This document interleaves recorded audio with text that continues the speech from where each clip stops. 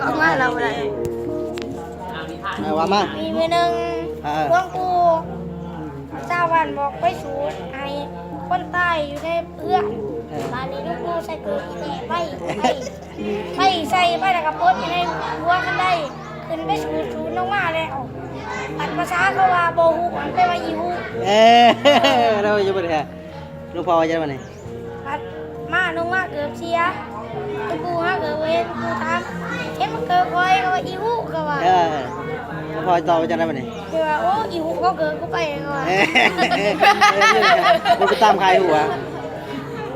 มึงกูแบบว่าอีหูไปมึงเด้อมึงอย่าให้เว้นอีหูเด้ออันนี้ออกไปรถตั้มกันลูกกูก็ว่าไอ้นานไปนานช่วยนี่เขาเสยเดี๋ยวเขาว่า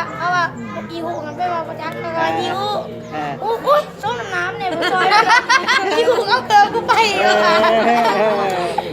แต่อะไรแล้ว จบปัญหา เลย นิทานเรื่องยังไงนิทานเรื่องยังไงฮะนิทานเรื่องยังไงฮะ เรื่อง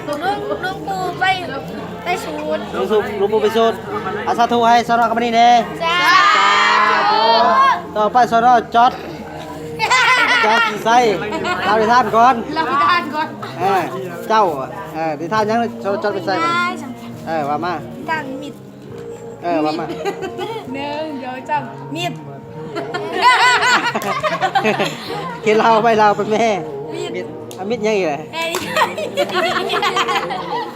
นิทานจะกว่ามาแม่ เจ้าแต่มิด มิดชื่อมันก็มิดก็ว่าไปอย่ามันยากเลยมิด เอ้ย